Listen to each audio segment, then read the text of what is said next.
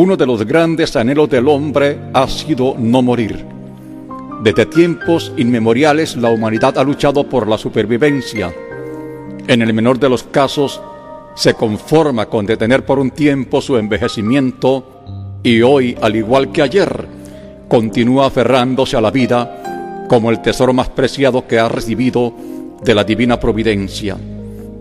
En mis primeros años de estudiante recuerdo haber leído que cuando los españoles llegaron a América, junto al sueño dorado de nuevas tierras y las tan codiciadas cantidades de oro y otras riquezas que consiguieron en nuestros suelos, anhelaban encontrar en este continente las salutíferas y rejuvenecedoras aguas que les mantendrían jóvenes por mucho tiempo. La ciencia moderna, específicamente en el campo de la biología, la química, la medicina y la dietética, realiza extraordinarios esfuerzos por lograr la extensión de la vida humana en nuestro planeta. Cantidad de estudiantes, profesores universitarios, investigadores y científicos trabajan arduamente al costo de vastas inversiones buscando lograr con creces tal objetivo. Las naciones industrializadas han creado y mantienen fabulosos y sofisticados laboratorios dedicados a la producción de medicamentos, adaptógenos, vitaminas y cosméticos a fin de prolongar la vida del hombre y brindarle un cuerpo esbelto, saludable, vigoroso y atractivo. Clínicas, gimnasios, instituciones deportivas, salones de belleza y estética florecen en muchos lugares con este propósito. La cirugía plástica está solucionando sus problemas a personas dispuestas a pagar cualquier suma de dinero con tal de lucir elegantes, dinámicas y juveniles por unos años más. Viajes hasta intercontinentales se realizan constantemente encaminados hacia ese fin. Después de todo me pregunto, ¿habrá detrás de este esfuerzo tan gigantesco algo de mayor importancia que el solo hecho de asirse a la vida y mantener un semblante agradable ante nuestros congéneres? Permítame incursionar en las páginas de la historia tratando de dar respuesta a incógnita tan profunda y trascendental. Las Sagradas Escrituras, suprema fuente de revelación divina, nos hablan de un tiempo en que el ser humano vivió cerca de 1000 años. Mencionaré solo 4 casos de ellos a los cuales deseo llamar vuestra especial atención. La bendita palabra de Dios, en su primer libro llamado Génesis, nos indica que Adán, el padre de todos los mortales, vivió 930 años, Noé 950, Jared 962 y Matusalén 969. En mis 4 décadas llevando el mensaje cristiano evangelístico a diferentes partes del mundo, en ocasiones se me ha consultado si acaso estos espacios de tiempo podrían representar en nuestra época el equivalente a semanas o meses, a lo que he respondido enfáticamente que son los mismos periodos de 365 días de nuestro calendario, con algunas pequeñas variantes que los antropólogos e historiadores han de explicarlo más fácilmente. Los científicos nos dicen que después del diluvio universal, la atmósfera tuvo un cambio tan determinante en este planeta que los años de la vida humana descendieron a un nivel de 170 y continuaron reduciéndose a tal punto que el promedio de nuestra existencia actualmente no supera los 70. Los teólogos y doctores en divinidad enseñan que cuando Dios creó al hombre, dotó su personalidad de una fuerza motriz compuesta por varios instintos, siendo uno de ellos y de vital importancia el de conservación. ¿Será esta la causa por la cual todo ser humano, con sus facultades en perfecta armonía, bien equilibradas y desarrolladas, no desea morir? Adán fue creado para no ver muerte. Solo una prueba que para algunos pareciera ingenua e infantil y para otros fuera de razón no fue superada. El Creador decidió que el hombre habría de mantener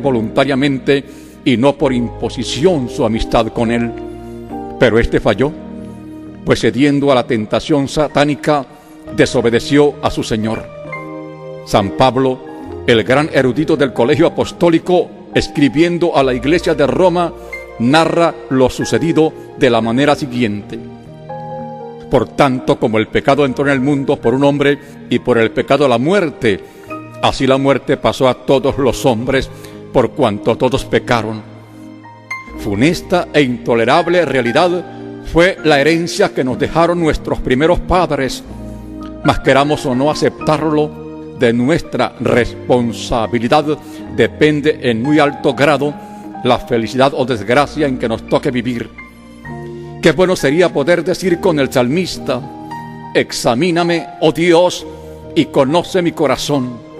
Pruébame y conoce mis pensamientos, y ve si hay en mí camino de perversidad, y guíame en el camino eterno. Relata la Santa Biblia que cuando Adán y Eva pecaron, al verse desnudos en su transición del estado de inocencia al de conciencia en que vivirían en lo sucesivo, cubrieron sus cuerpos con hojas de higuera. Este acontecimiento se asemeja en la actualidad a las religiones tras las cuales el hombre pretende ocultarse, manifestando así una aparente piedad, la cual en el mayor de los casos no alcanza a inquietar ni superficialmente los sentimientos del corazón. Ante situación tan lamentable, Dios sacrificó un animal y con sus pieles los cubrió.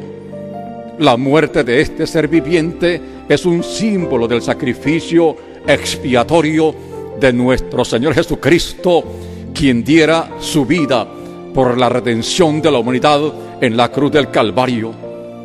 El evangelista Juan dice que cuando el precursor de la llegada del Mesías se encontraba bautizando cerca de Betábara a todos aquellos que venían profundamente arrepentidos de sus pecados, de pronto vio a Jesús que se acercaba y, dirigiéndose a sus discípulos, dijo de él: He aquí el Cordero de Dios que quita el pecado del mundo. Amable oyente, Jesucristo es el único en quien el hombre puede encontrar perdón de pecados. San Pedro, en uno de los sermones más influyentes de su vida apostólica y bajo la inspiración del Espíritu Santo, lo declara en las siguientes palabras: porque no hay otro nombre bajo el cielo dado a los hombres en que podamos ser salvos. Y el gran apóstol a los gentiles, cuando escribía a su fiel e inseparable discípulo Timoteo, le comunicaba: porque hay un solo Dios y un solo mediador entre Dios y los hombres, Jesucristo hombre.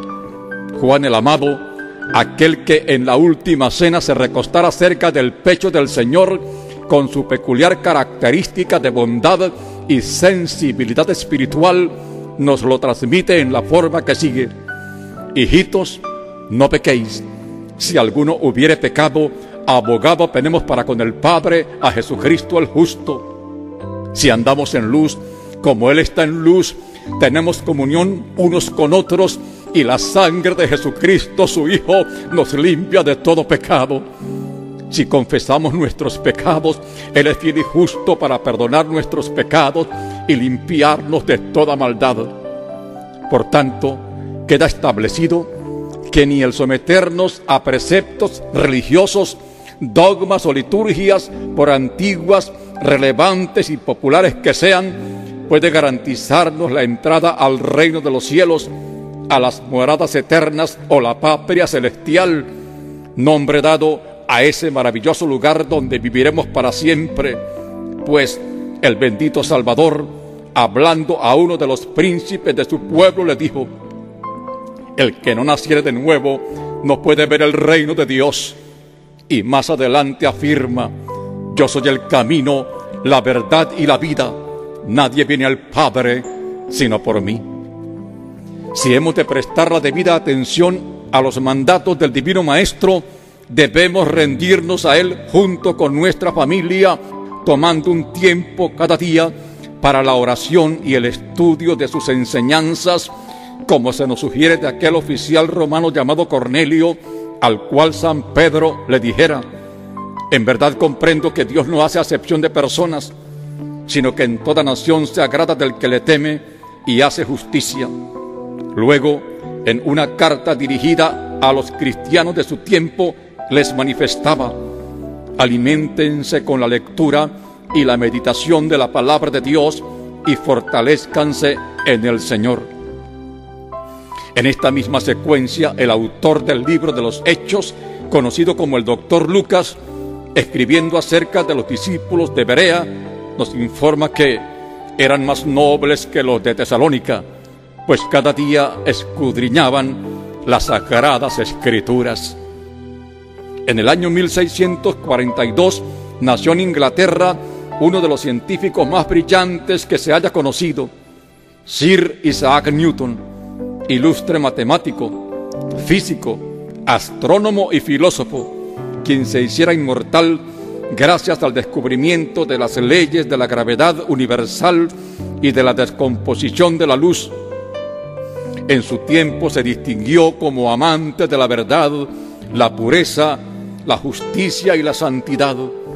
Ferviente creyente en Dios y en su palabra, a él se le atribuye que en cierta ocasión expresara: por sobre todas las historias verdaderas está la historia de la Biblia. Dios ordenó a Adán no comer del árbol de la ciencia del bien y del mal. De hacerlo, ese día moriría. Debemos tomar en cuenta que en el instante en que éste pecó, ocurrió la más grande tragedia en la historia de la humanidad. Sin embargo, también es verdad que el autor de nuestros días, en su bondad infinita, le extendió la vida física 930 años, pues desconocemos cuánto vivió antes de pecar. Con este tiempo tan considerable, nuestro primer padre terrenal tuvo la venturosa oportunidad para apartarse de su pecado y volver en amistad con el Supremo Hacedor, no ignorando que para con el Señor un día es como 1000 años y 1000 años como un día, pues siendo el único que tiene inmortalidad, no retarda su promesa, según algunos la tienen por tardanza, sino que es paciente para con nosotros, no queriendo que ninguno perezca, sino que todos procedan al arrepentimiento. Mencioné anteriormente la fascinante longevidad de Adán, Noé, Jared y Matusalén. Mas al final de cada uno de estos acontecimientos encontramos una nota triste, lúgubre y sombría: murió. ¿Qué no daría el hombre moderno, al igual que nuestros antecesores, por no morir? Los más encumbrados filósofos como Sócrates, Platón y Aristóteles, quienes han sido tomados como punto de referencia por casi todas las escuelas de filosofía en Occidente, tuvieron sus delineamientos acerca de esta materia, al igual que otras luminarias del pensamiento humano.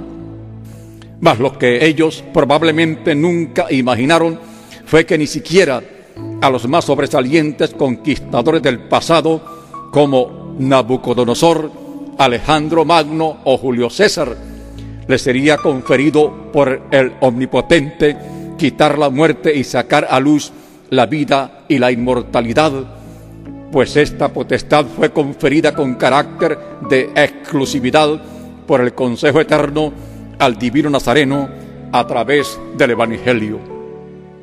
Vienen a mi mente las palabras tan oportunas del escritor sagrado, quien dijo: por cuanto la muerte entró por un hombre, también por un hombre la resurrección de los muertos, porque así como en Adán todos murieron, también en Cristo todos serán vivificados. Y otro lo describe así: este Dios es Dios nuestro eternamente y para siempre. Él nos guiará aún más allá de la muerte. Seguramente a eso se debe que al más grande sabio que el mundo ha conocido, llamado Salomón, le fuera revelado por el Espíritu Santo que el dador de la vida puso eternidad en el corazón de los hombres, y aquel que ha declarado ser el alfa y la omega, principio y fin, lo ratificó al proclamar: no temáis a los que matan el cuerpo, mas el alma no pueden matar. La palabra de Dios menciona el caso de dos hombres que no murieron. Uno fue Enoc y el segundo, el controversial profeta Elías, honrado y recordado con mucha reverencia por el pueblo de Israel. El Señor Jesucristo dijo que en boca de 2 o 3 testigos conste toda palabra. Este pasaje manifiesta con claridad meridiana el gran amor del Padre, quien nos hizo con el noble propósito de que no muriéramos. Antes de que el Omnisciente formara al primer ser humano del polvo de la tierra, como lo narra el libro sagrado, creó a los ángeles. Estos seres tan espléndidos y espectaculares que han desempeñado un papel preponderante en la historia de la humanidad, realizando trabajos extraordinarios a favor del pueblo santo, fueron creados hace millones de años, según nos dicen los doctorados en ciencias divinas. Ahora bien, la Santa Biblia indica que el día en que nuestro amante Redentor resucitó de entre los muertos, fue uno de estos preciosos emisarios quien rodó la piedra del sepulcro donde posaba su cuerpo, y con solo pisar la tierra ocasionó un terremoto, llenando de pánico y poniendo en fuga a los soldados que lo custodiaban. Este personaje tan excepcional, informan San Mateo y San Marcos, era un joven con singulares e inigualables características. El sublime y bendito Salvador señaló que cuando lleguemos al cielo, seremos como los ángeles de Dios. No pretenderemos impedir que los hombres de ciencia sigan trabajando infatigablemente en la consecución de todo aquello que contribuya al bienestar y felicidad de nuestra civilización en lo presente y porvenir.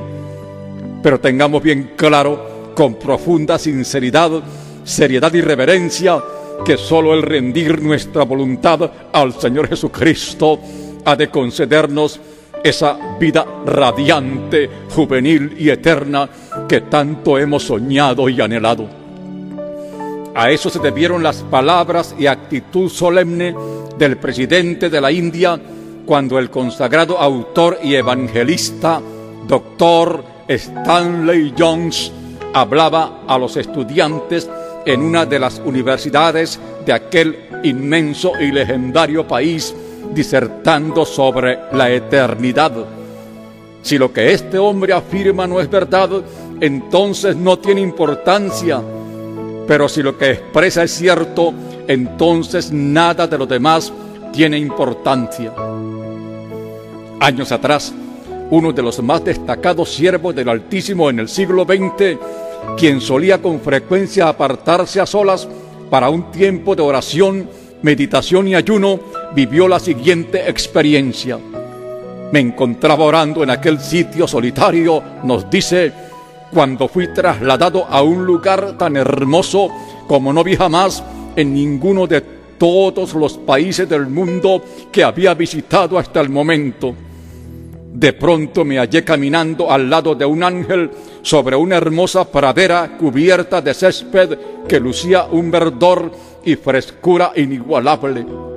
Andaba fascinantemente embelesado en esta singular vivencia cuando divisé a cierta distancia lo que parecía ser una encantadora silueta femenina. En la medida en que fui acercándome, pude precisar que se trataba de una joven vestida de blanco con una larga y exuberante cabellera acariciada por la brisa. Su pose tan elegantemente llamativa cautivó aún mucho más mi atención. Al verme junto a ella, me llevé una de las más gratas y deslumbrantes sorpresas de toda mi vida, pues la bellísima doncella, abrazándome fuertemente y besándome sin dejar estela de pasión sensual, me dijo: mi amado hermano. Aún no había alcanzado a recuperarme de tan gratísimo momento cuando, dirigiéndole la palabra, le pregunté: ¿de dónde me conoces? A lo que muy amablemente respondió: hace tantos días usted dio sepultura al cuerpo de una anciana de su iglesia quien trabajó por muchos años a su lado en el santo ministerio. Yo misma soy.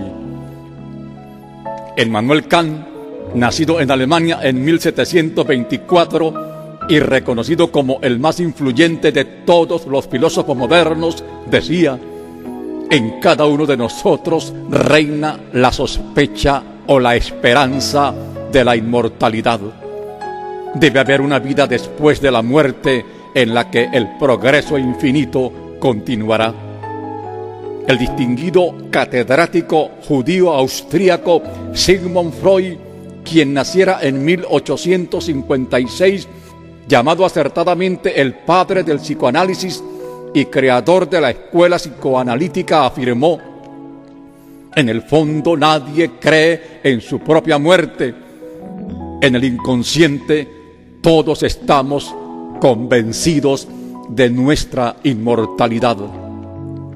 El célebre y prominente apóstol San Pablo, refiriéndose a la transferencia del hombre a la eternidad e inspirado por el Espíritu Santo, nos revela que en un abrir y cerrar de ojos los muertos serán resucitados, sabiendo que el que resucitó al Señor Jesús, a nosotros también nos resucitará. Pues es necesario que esto mortal se vista de inmortalidad. Entonces se cumplirá la palabra que está escrita: sorbida es la muerte en victoria. Querido amigo, deseo desde lo más profundo de mi corazón que bajo el impacto sagrado de la gracia divina, este mensaje de esperanza, el cual el Todopoderoso te brinda hoy, logre cambiar tu rumbo definitivamente. Está aproximándose rápidamente el día en que han de cumplirse las palabras del Maestro de Galilea, quien dijo: no os maravilléis de esto, porque vendrá hora cuando todos los que están en los sepulcros oirán su voz, y los que hicieron lo bueno saldrán a resurrección de vida, mas los que hicieron lo malo a resurrección de condenación. Los grandes imperios como el asirio, babilónico, medo-persa, griego, romano y otros han pasado.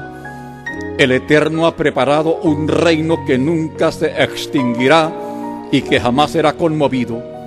Es hacia ese lugar y a esa vida abundante y sin fin a donde estoy invitándote en este momento. Si deseas acompañarme junto con los millones de cristianos en cuyas almas se anida esta bendita confianza, la cual has de tomar para un porvenir glorioso, repite conmigo reverentemente esta sencilla y maravillosa oración.